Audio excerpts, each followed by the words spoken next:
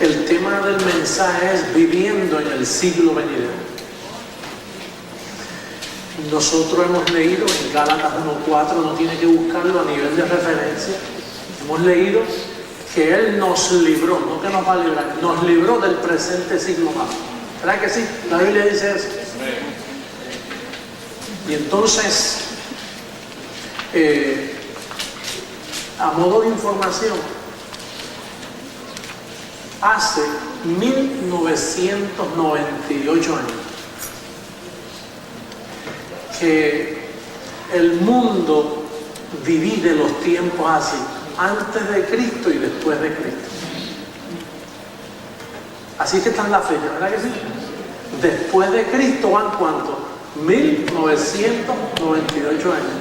Pero antes de Cristo hubieron miles de años. Pero ese era el presente siglo malo, porque Moisés era quien encabezaba esos siglos. Por eso el salmista decía, por los siglos de los siglos, porque pasaron siglos y siglos y siglos, pero ese era el presente siglo malo. Número uno, porque el diablo estaba en pie, Satanás estaba vigente. Número dos, la ley estaba vigente acusando ministerio de muerte. La ley. El pecado estaba presente. Entonces vino el día grande de Jehová. Así dicen los profetas. El día grande de Jehová se avecina. ¿Y cuál era el día grande de Jehová? Que cuando Dios se encarnó, fue a la cruz, resucitó de los muertos, destruyó al diablo, le dio fin a la ley y quitó el pecado del medio.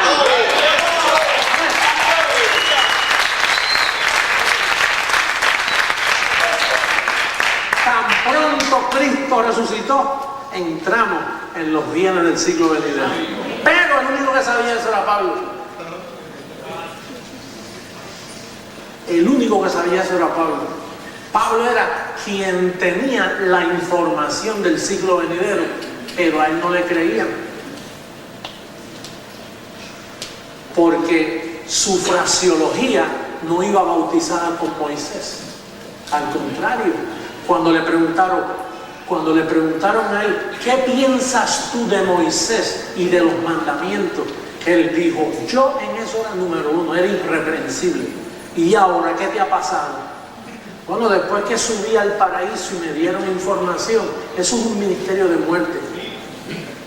Que tú te atreves a referirte así a Moisés, eso no es solo muerte, eso es maldición. Que tú hablas así de Moisés. Juan, Pedro, Santiago, miren lo que este hombre piensa de lo que nosotros amamos. Dicen, no solo es un ministerio de muerte, no solo es un ministerio de maldición, sino que lo tengo por estiércol. ¿Tú sabes lo que es estiércol? Esa palabra no se puede decir aquí. Eso es lo que despiden los animales después que comen. Sé que tú tienes eso por estiércol. Si ese es el presente siglo malo que Cristo nos acaba de librar en la cruz, ¿cómo tú vas a seguir con la ley? ¿Cómo vas a seguir guardando los rudimentos? ¿Cómo vas a seguir con Moisés? Si eso es exactamente a lo que Cristo vino a morir en la cruz del Calvario, para librarnos del pecado, para librarnos del diablo. Pero hubieron unos hombres muy perversos que Dios le llamó los príncipes de este mundo, que se opusieron a Pablo. A eso Pablo le llama el misterio de la iniquidad. Dentro de la iglesia nadie sabía. ¿Quién iba a pensar que los 11 apóstoles encabezaban el ministerio de la iniquidad?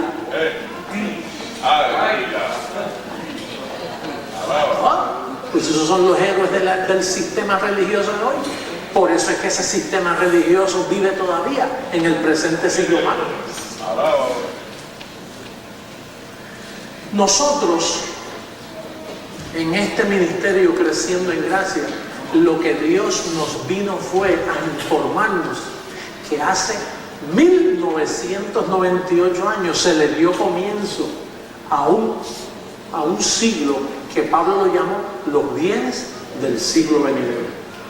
Pero ese siglo venidero, los bienes, tiene una fraseología. Ahí tú no puedes hablar como te da la gana. Ahí tú tienes que decir bendecido, Dios te bendiga. Eso hay que desaparecerlo. Ahí se necesita una fraseología. Por eso fue que se te dio la mente de Cristo. ¿Para qué? Para que hables conforme a la mente de Cristo. Amén. Así es. La mente de Cristo no habla como Moisés. La mente de Cristo se le dio a un apóstol. Pero el problema es que ese apóstol era un príncipe de ese siglo también. Y no era para él. No era para él porque él era el otro príncipe. Lo único que él era uno de esos príncipes con la revelación correcta. Y entonces Dios le dijo, escríbela. Y después te voy a desaparecer de la tierra.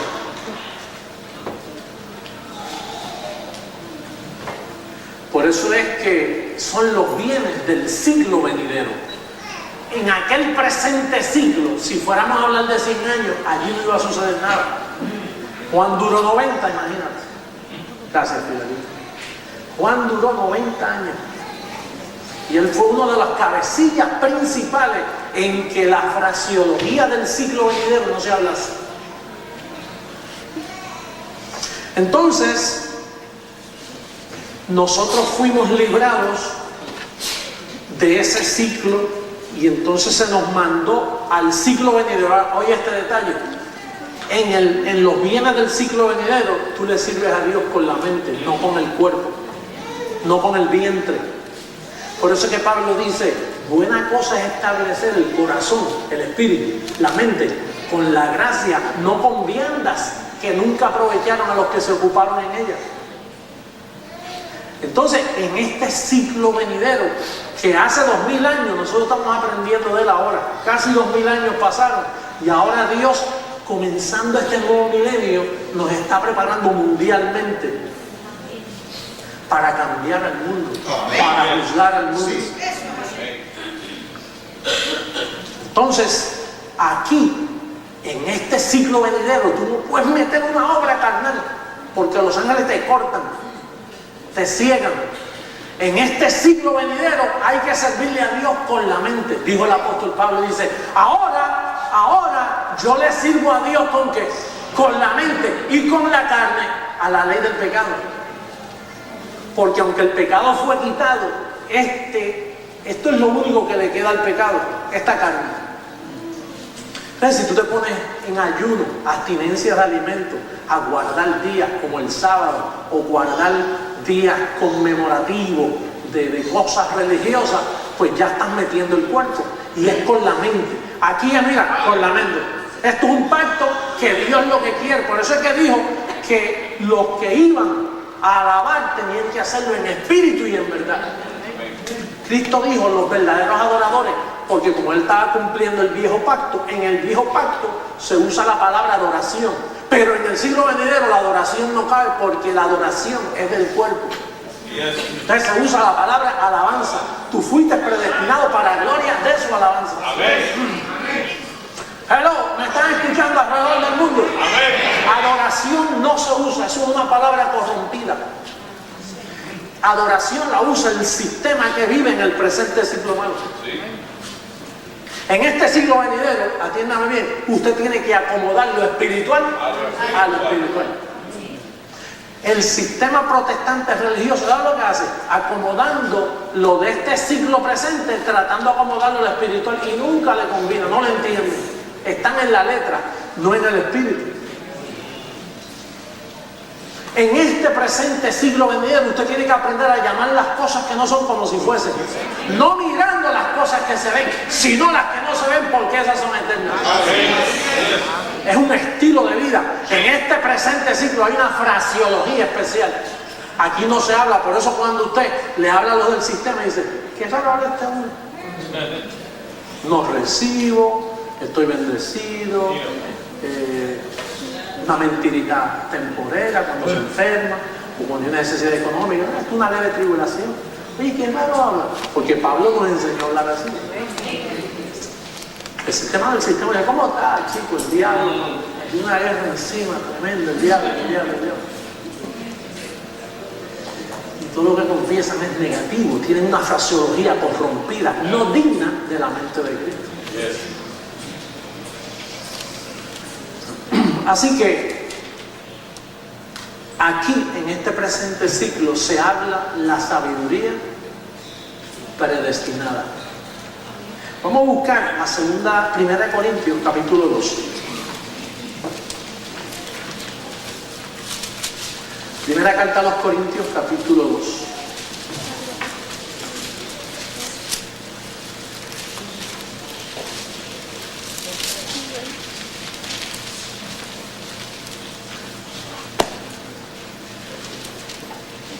Mira el verso 5.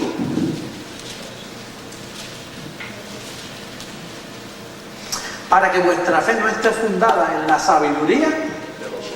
¿Cuál es la sabiduría de los hombres? El presente ciclo malo donde nos libraron. Sino en el poder de Dios. Sin embargo, hablamos sabiduría entre los que han alcanzado madurez. Y sabiduría no de este. Hello. Sabiduría no de este. Pero Pablo se estaba refiriendo a su tiempo y dice, nosotros no hablamos sabiduría de este ciclo. ¿Cuál era la sabiduría de aquel ciclo? Moisés y los mandamientos. ¿Qué otra sabiduría había? Harvard University no existía para el tiempo. La universidad de tu país no estaba abierta. Pastor, ¿y cuál es la sabiduría de aquel tiempo? Pues los escribas y fariseos que se pasaban con los pergaminos en la mano, la sabiduría de Moisés. Los profetas. ¿Ah? No esa era la sabiduría de aquel siglo.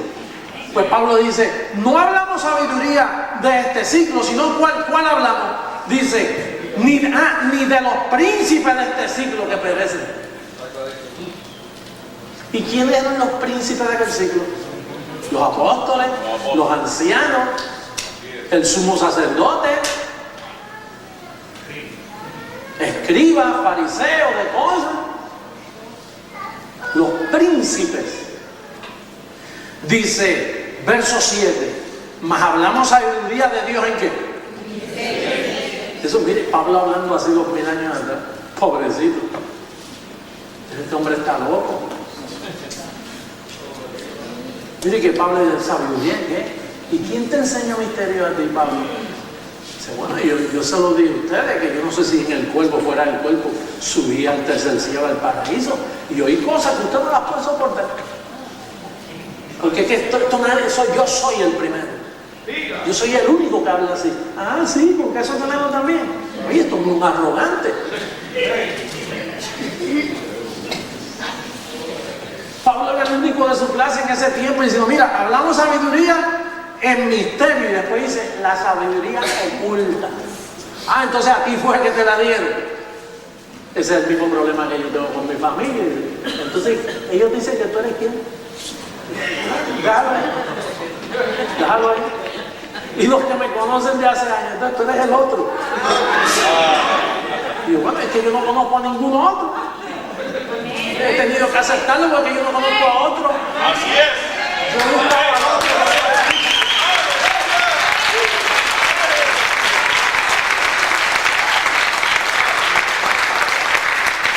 Pues Pablo estaba en el mismo conflicto. O sea, Pablo decía, mire, yo lo que hablo es sabiduría oculta. Entonces, ¿tú crees en el ocultismo, Pablo? Este es el verdadero ocultismo. La sabiduría, algo oculto que nadie lo conoce. Entonces, ¿tú lo conoces? Yo sí. Entonces nosotros no. Juan ni Pedro, que somos las autoridades aquí en Jerusalén, que andamos con Jesús 33 años. Entonces, entonces tú sí. Bueno, cada uno piense de sí con cordura, conforme a la medida de fe que Dios le da a cada uno. No piense más de sí, pero ¿qué tú quieres que yo haga, Pedrito? Pedro, Juan, San Jacobo, Santiago. Nosotros hablamos sabiduría en misterio, no la sabiduría que ustedes conocen. Fíjate que Cristo en los días de su carne no habló esta sabiduría. Al contrario, les dijo, tengo muchas cosas que deciros, pero ustedes no la van a poder soportar. Todos están preparados porque ustedes aman la sabiduría de la tierra. Y lo que yo traigo para acá es ocultismo. Lo que yo voy a revelar son misterios escondidos. Esta es la primera vez que esto se destapa, ¿sí? un destapón de olla. Entonces cuando usted destapa la olla y mira para adentro, pues lo que va a ver ahí en la olla no es muerte, es sabiduría predestinada. Así es. Por allá hay muerte en la olla, pero aquí no es muerte en la olla, aquí es vida en abundancia. Río de agua viva.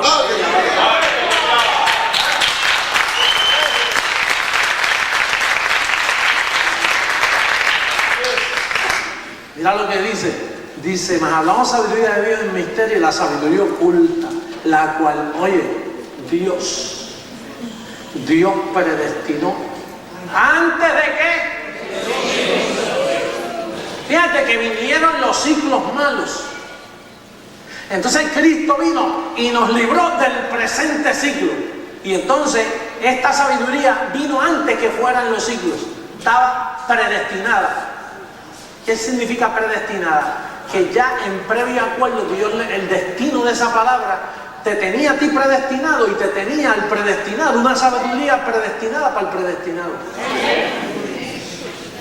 Porque si no, ¿cómo tú vas a saber que es un predestinado si no se te da sabiduría para explicar lo que tú eres? Esa sabiduría venía predestinada. Dice que Dios la tenía oculta para nuestra gloria. Dios compartió su gloria contigo. En el anterior siglo, Dios no compartía su gloria con el hombre. En este siglo venidero, Dios comparte su gloria. La comparte. Dice la que ninguno de los príncipes de este siglo conoció, porque si lo hubieran conocido, nunca habrían crucificado al Señor de gloria. Antes bien, como está escrito, cosas que ojo no vio, ni oído oyó, ni ha subido en corazón de hombre, son las que Dios ha preparado para los que le aman. Pero Dios nos las reveló a nosotros por el Evangelio. ¿Por el qué? Por el Espíritu. ¿Y cómo el Espíritu te lo revela? Leyendo. Entonces, si es leyendo, el Espíritu aquí es tipo, Dios nos las reveló a nosotros por el Evangelio que se le reveló a Pablo. Porque el Espíritu no te va, entonces hubieran muchas interpretaciones. Dice, Dios nos las reveló a nosotros por el Espíritu. El Espíritu aquí es el Evangelio. El Evangelio que se le dio a Pablo. El Evangelio del siglo venidero. El de los gentiles. No el de los judíos. El que se le reveló a Pablo. Que Pablo, cuando supo que esto era así, dijo, honro mi ministerio y me cobijo con los gentiles, que ahí es que está la bendición.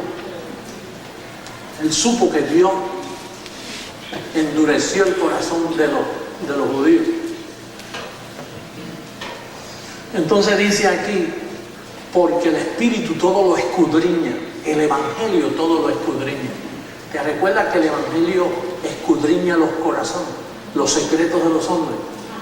Con eso es que Dios te disciplina con el Evangelio. Dice, el Espíritu todo lo escudriña, aún lo profundo de Dios.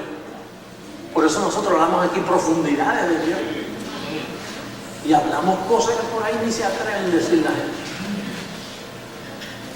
Porque el Evangelio te permite escudriñar aún lo profundo de Dios. Porque ¿quién de los hombres sabe las cosas del hombre sino el Espíritu del hombre que está en él? Así tampoco nadie conoció las cosas de Dios sino el Evangelio de Dios, el Espíritu de Dios. Y nosotros no hemos recibido el Espíritu del mundo, sino el Espíritu que proviene de Dios para que sepamos lo que Dios nos ha concedido. ¿Y cómo tú sabes lo que Dios te ha concedido? Cuando lo lees. Es decir, que la palabra espíritu aquí es el Evangelio revelado a Pablo, que son espíritus, son palabras acomodando lo espiritual a lo espiritual. Fíjate cómo sigue diciendo, lo cual también hablamos no con palabras enseñadas por sabiduría humana, sino con las que enseña que el Espíritu. ¿Y cómo enseña el Espíritu? A través del Evangelio. Acomodando que lo espiritual a lo espiritual. En cambio, el espiritual juzga todas las cosas, pero no es juzgado de nadie.